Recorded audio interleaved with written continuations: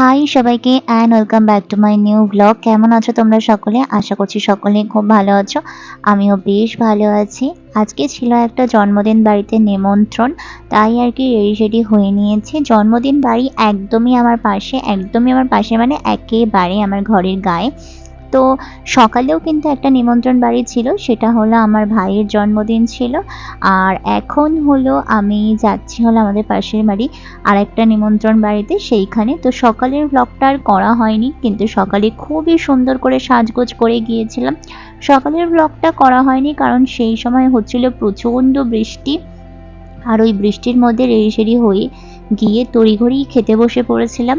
তো এখন যেহেতু যাচ্ছি ভাবলাম তোমাদের জন্য একটা ব্লগ করে ফেলি।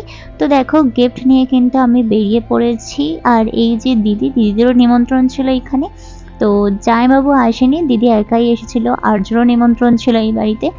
তো আর্যও গিয়েছিল আর আমাদের তো ছিলই। আর প্রথম একে একে আমরা সবাই এখন ওই দাদাটাকে গিফট দিয়ে দিলাম। এই যে এই গ্রিন কালারের গেঞ্জি পরে যে দাদাটা রয়েছে, ওরই বার্থডেতে আমরা সবাই মিলে গিয়েছিলাম।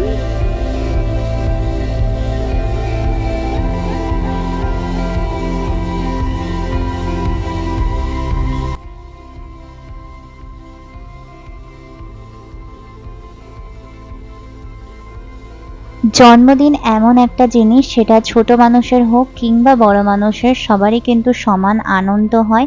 জন্মদিন মানেই যেন নিজের জীবনের সব থেকে একটা স্পেশাল ডে।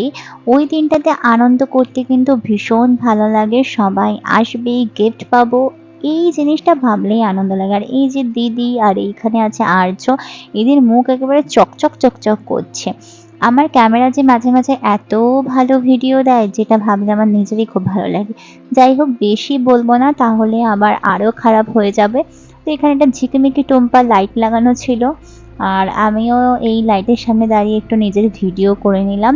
আর এই ধরনের লাইটগুলো কিন্তু একেবারে খারাপ লাগে না। কালী পুজো টুজোর সময় অনেকের বাড়ির সামনে এরমভাবে ঘুরঘুর ঘুরঘুর করে, দেখতে কিন্তু বেশ ভালোই লাগে, বেশ মজার লাইট, তাই না? আর ওই যে পিছনে আমার মাও চলে এসেছে। আর এইখানে এখন এদের কেক কাটার পর্ব চলবে, ওই জন্য তড়িঘড়ি করে লোকজনকে ডাকাডাকি করছে, যে মানে দাদা ঠাদা যারা ছিল ওনাদের, তাদেরকে সব ডাকাডাকি করছে। আর এইটা হলো ওই দাদাটার মা, যে যাকে দেখলে নীল শাড়ি পরে।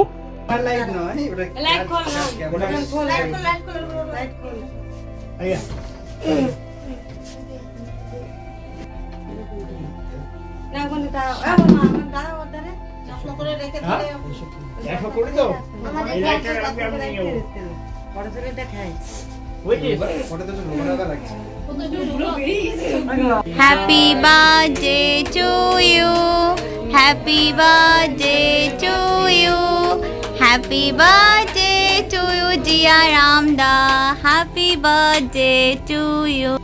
এখানে একটা ঘটে গেল অদ্ভুত মজার ঘটনা। দেখো, সবাইকে কেক খাওয়াতে খাওয়াতে বার্থডে বয় নিজেই আগে দুমদাম করে কেক খেয়ে নিল। যাই হোক, কেক যখন খেয়ে নিয়েছে এখন তার কিছু করার নেই, তো আমরা একটু হাসাহাসি করে নিলাম। আর এরপরে সবাই মিলে ওকে জোর করছিল ওনার বৌদিকে কেক খাওয়ানোর জন্য। আর বৌদিকে কেক খাওয়ানোর কোনো ইচ্ছেই ছিল না, জোর করে কোনোভাবে ঠুসে দিল। তারপরে এখানে আমরা দুই বোন একটু কথোপকথন করছিলাম নিজেদের মধ্যে, সবাইকে নিয়ে, যে মানে সমালোচনা করছিলাম না, এমনি সব কিছু বলছিলাম যে হ্যাঁ এটা ভালো হয়েছে, ওইটা ভালো হয়েছে, এমনটাই বলছিলাম। আর দেখো, নিমন্ত্রণ মানেই কিন্তু একটা আনন্দ, সেজেগুজে যাবো, খাবো দাবো, একটা দারুণ মজার বিষয়।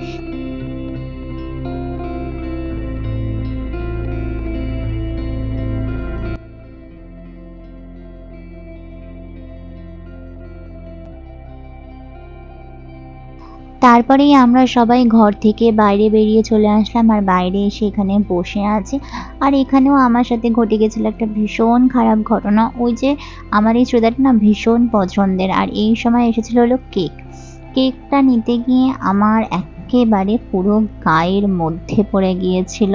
দাঁড়াও, তোমাদেরকে আর কিছুক্ষণের মধ্যেই দেখাচ্ছি। আমার পুরো জামাটার মধ্যে পড়ে, এই যে ওড়নায় পড়েছে, নিচে পড়েছে, মানে কুর্তির একদম লোয়ার পার্টের ওখানটা লেগেছে, ভীষণই খারাপ অবস্থা। তারপরেই হলো খেতে বসে পড়েছিলাম। খেতে বসেই প্রথমে থালা দিয়ে দিয়েছে আর এরপরে হলো গ্লাস দেবে। তো আমি তার আগে একটু সবাইকে দেখিয়ে দিচ্ছি। আর বর্ষা বাদলার জন্য যে চেয়ার টেবিলগুলো ওনারা ভাড়া করেছিল সেগুলো সব ঘরেই পাতিয়ে দিয়েছিল, মানে একটাই ঘরে ধরেছিল তাই একটাই পাতিয়ে দিয়েছিল। তারপর হলো এখানে জলের গ্লাস দিয়ে দিয়েছে আর এখানে জলও ঢালা হয়ে গেল। আর তারপরে হলো একে একে খাবার দেবে, সেগুলোও তোমাদের সাথে শেয়ার করব, দাঁড়াও। আর খাবার খেতে গিয়ে দেখি তো এ তো এলাহি আয়োজন, মানে অনেক রকমের খাবার করেছে। প্রথমে এই যে ভাত দিয়ে দিয়েছে, একদম জোর করে অনেকটা পরিমাণে ভাত দিয়ে দিয়েছে।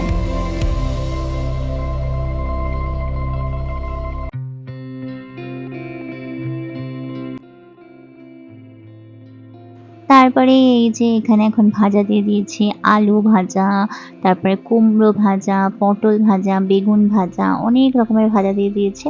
তো আমি এখন একটু বেগুন ভাজা দিয়ে ভাতটা মাখিয়ে খাচ্ছি। আমি যেহেতু মাছের মাথা দিয়ে ডাল খাই না বা মাছ খাই না, ওই জন্য আমি মাছের মাথা দিয়ে ডাল খাইনি। আর যারা খেয়েছিল তাদেরকে মাছের মাথা দিয়ে ডাল দিয়েছিল। আর তারপরে চলে আসলো পটল চিংড়ি। আর পটল চিংড়ির পরেই হলো এসেছিল হলো চিকেন। মাঝে কিন্তু মাছের ঝোলও ছিল, যেটা আমি খাইনি, কারণ আমি যেহেতু মাছ খাই না তাই আমি মাছ খাইনি। আর পটল চিংড়িটা আমি খাই, যেহেতু আমি চিংড়ি মাছটা খাওয়া শিখেছি, তো চিংড়ি মাছটা আমি খাই। তারপর হলো চিকেন দিয়ে দিয়েছিল। তো এভাবেই আমাদের খাওয়া দাওয়া সব কমপ্লিট হয়ে গেল। আর আজকের ভিডিওটা আমি এখানেই শেষ করছি। ভিডিওটা ভালো লাগলে প্লিজ একটা লাইক করে দিও, চ্যানেলটাকে অবশ্যই করে সাবস্ক্রাইব করে দেখা হবে পরের ভিডিওতে। টাটা।